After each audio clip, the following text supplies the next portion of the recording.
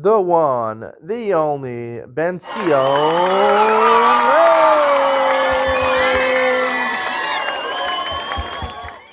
Good afternoon and welcome to Yeshiva YouTube. Iyun with Benzion. Today we're doing Benzion Gittin Daf Mem Daled.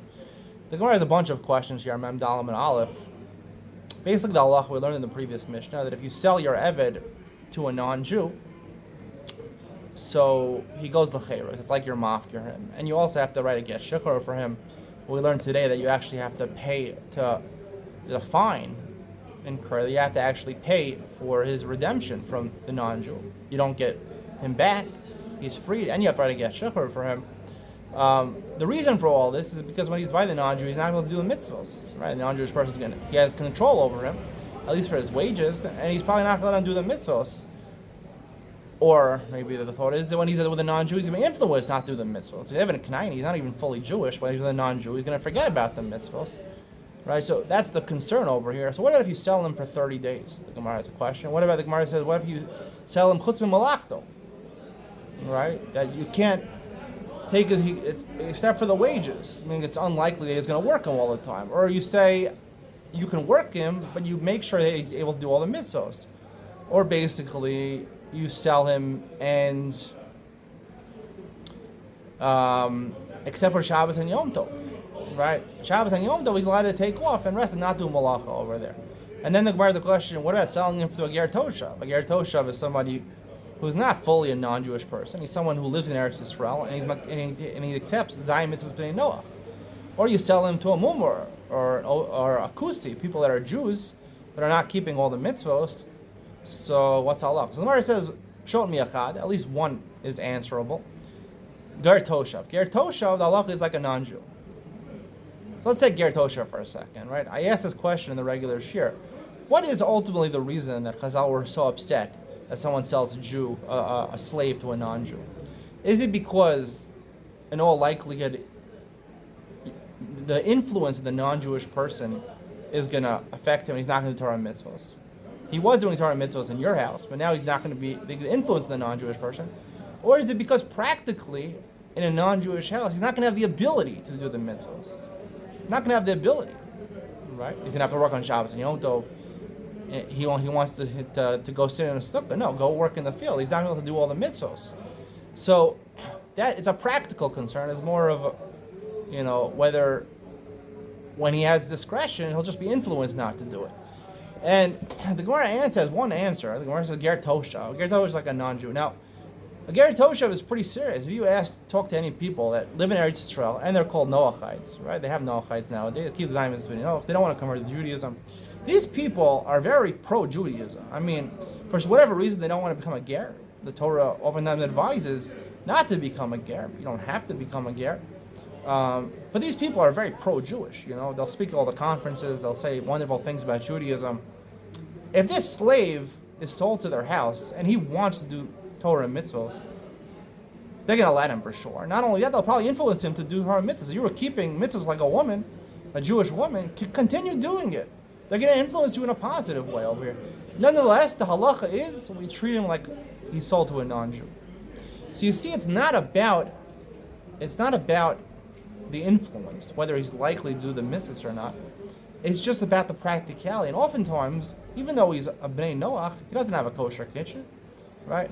Even Menachai, maybe he keeps the other halachas of kashrus he's not keeping, right? His schedule he's a Noachai. Noachais, don't keep the other 606 mitzvahs they're not keeping. So, or whatever. A lot of the mitzvahs, most of the mitzvahs they're not keeping. So practically, right? If it's determined by influence, right, he'll be influenced for sure.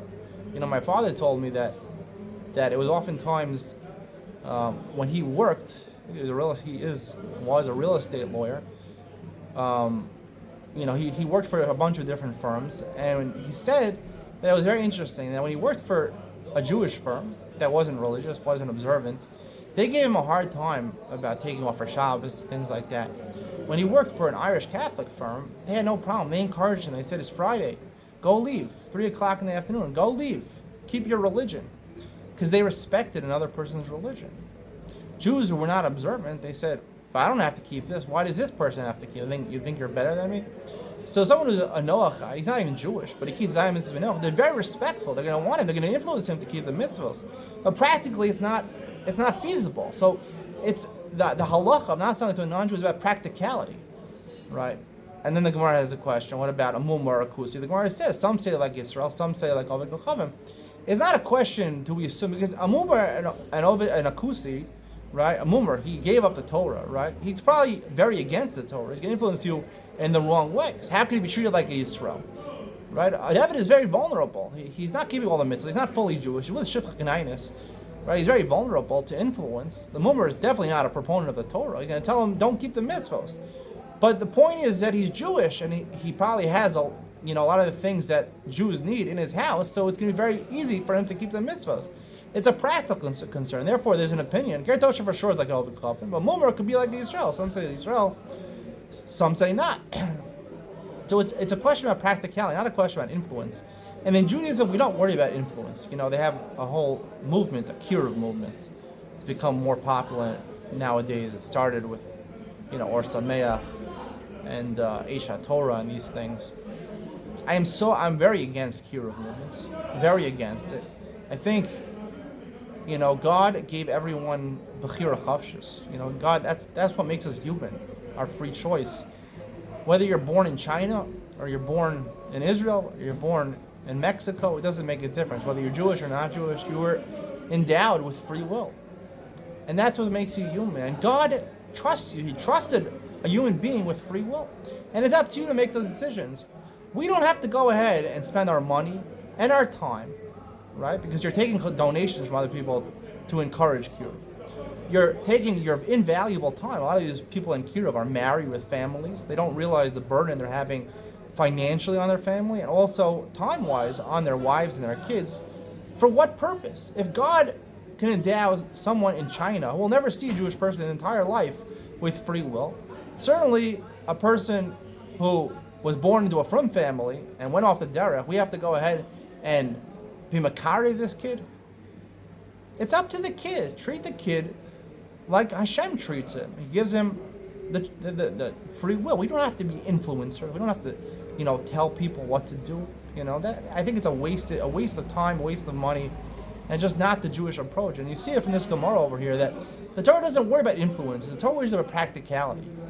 Practicality. David Knaini, he was keeping the mitzvahs like a woman, right? If you sell him to a non-Jew, he's practically a non-Jewish home is not fit for Torah and mitzvahs. It's not going to be able to keep a lot of Torah and mitzvahs. It doesn't have a kosher kitchen. Shabbos is not observed. It's going to be hard. That's why the Gemara says if you sell him Shabbos and Yom Tov, he's off. So practically, the Gemara has questions over here. I would say like this. The Gemara has two questions. Chutz min ha-mitzvos and chutz min Shabbos Yom Tovim. Now, if you stipulate with him that he should be able to do all the mitzvos, that's obviously a lot better than just Shabbos and Yom Tov. Shabbos and Yom Tov, right? You can make him do work when the other mitzvos apply. The Shabbos and Yom Tov, no. But the other mitzvos he doesn't have to keep, right? So one is obviously better than the other. But the Torah, the Gemara doesn't answer either question. It doesn't say im say lomar. It's the same thing. Why is it the same thing? Because even if you're mafkiing him from one of the mitzvos, right?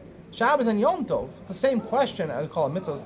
Chazal are worried about one mitzvah, and what's the proof to that? If you sell him to a Jewish person in Chutz La'aretz, right? You mafki him from one of the mitzvahs of Yeshivas Eretz Yisrael. Don't say it's Machal Yeshivas Eretz Yisrael. It's clear from Mesechus Gittin, Yeshivas Eretz Yisrael mitzvah, D'oraisa. Even Rakosev La'ona, you write a shtar mecher. Alidei Eno Yehudi, you violate a Mir Akum for mitzvah of Yeshivas Eretz Yisrael, for an Eved Knaini. You're allowed to do that. And this halacha that you can't sell him to outside of Chutz La'aretz because of the mitzvah of Yeshivas Eretz Yisrael. For one mitzvah of Yeshivas Eretz Yisrael, you have to free it. So you can't do that. So I think it's clear that if you sell him for Shabbos and Yom Tov, right, you're mafkir him from some of the mitzvahs, it's not Shabbos and Yom Tov, you can't do that. And you have to free him. But if you can't let him do all the mitzvahs, practically do all the mitzvahs, then I think it's also not, if you can do all the mitzvahs, that's basically okay. That's okay, and that should be. I will answer that question. I think it's okay. In that case, he could be sold. You would not have to free him because technically, you make sure. Mikol mitzvahs means that you can make sure he's given the availability. When you tell him to ger toshav, right, he doesn't necessarily have everything in the house. When you say chutz min mitzvahs, I think it implies that the non-Jew is going to know about the mitzvos and help him with the mitzvos. And in that case, he would be allowed to sell him to a non-Jew, and you would not have to free him. Hope you enjoyed today's share. See you on the next one.